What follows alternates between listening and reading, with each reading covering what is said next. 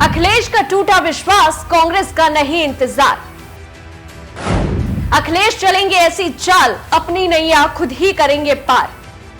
कर दिया बड़ा ऐलान, ना ही लेंगे किसी का साथ, ना थामेंगे किसी का हाथ। राजनीति में कल क्या हो जाए कुछ नहीं कहा जा सकता, ना तो विश्वास किया जा सकता है और ना ही कोई उम्मीदें किसी से रखी जा सकती। अब इसे सियासत का धर्म कहिए या फिर मर्म, क्योंकि अक्सर राजनीति में जो साथ दिखते हैं वे अलग हो जाते हैं।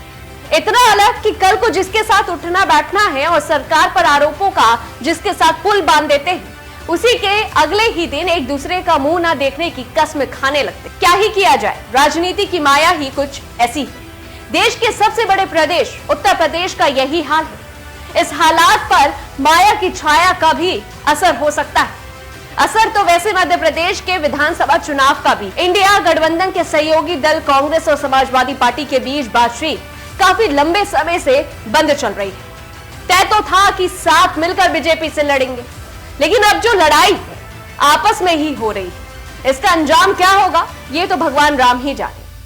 देखिए, मध्य प्रदेश में अखिलेश यादव ने अपनी पूरी ताकत झोंक दी चुनावी प्रचार में, लेकिन अब अखिलेश का पूरा फोकस सिर्फ और सिर्फ उत्तर प्रदेश में। लोकसभा चुनाव को लेकर समाजवादी पार्टी की नीति और रणनीति बन रही, पर अब उनका एजेंडा बदल गया है। अब अखिलेश यादव के एजेंडे पर कांग्रेस का साथ नहीं है, उनका फोकस बस अपनी पार्टी की चुनावी तैयारी पर।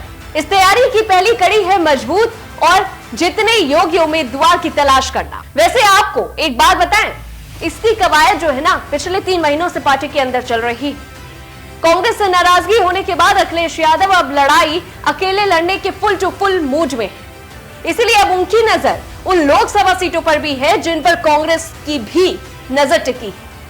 अखिलेश यादव ने अब उन सीटों पर चुनावी तैयारी के लिए पार्टी की मीटिंग बुलाने का फैसला किया है।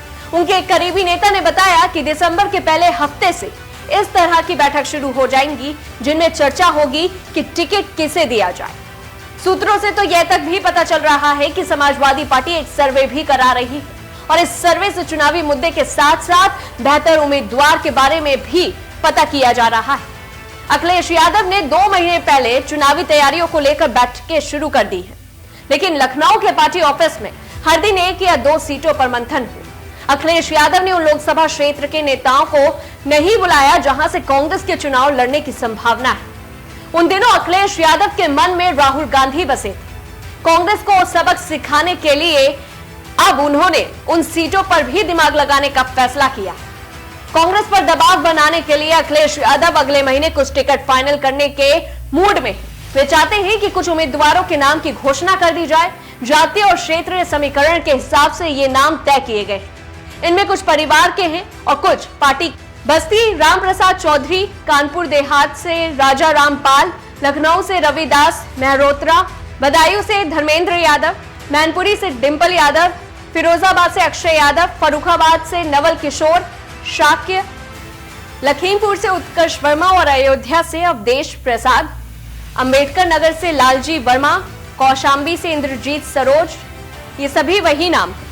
अखिलेश यादव ने लोकसभा की कुछ सीटें रिजर्व कैटेगरी में रखा है, जहां अभी वे वेट एंड वॉच फॉर्मूला पर चल रहे हैं। इन सीटों को लेकर उनकी नजर जो है बीजेपी पर। अगर बीजेपी ने उन सीटों पर अपने सांसदों को टिकट काटे तो वे झट से उन्हें अपना उम्मीदवार बना सकते हैं। तो जिस तरह का अखिलेश यादव ने अपना दांव चला है कांग्रेस को लेकर, इस खबर को लेकर के आपको क्या लगता है हमें कमेंट बॉक्स में जरूर बताएं और ऐसी तमाम बड़ी खबरों से जुड़े रहने के लिए देखते रहिए दैनिक हिंद।